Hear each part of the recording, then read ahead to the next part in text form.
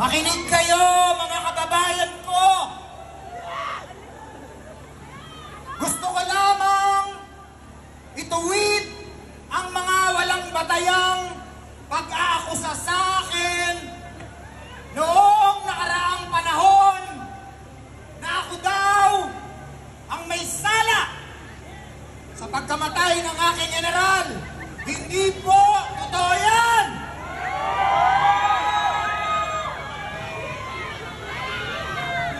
Tahimik at masaya na akong namumuhay bilang retirado kung hindi lamang sa himo ng libo-libong mga Pilipino para ako ay kumandidato.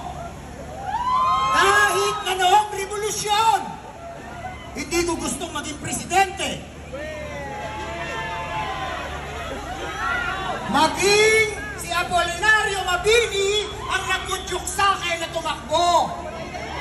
Paano ko tatanggihan ang mamamayang Pilipino? Ayoko na sanang tumayo sa entabladong ito at humarap sa inyo. Kung hindi lamang ang gobyerno ay nagkakandaugaga sa pamumulitika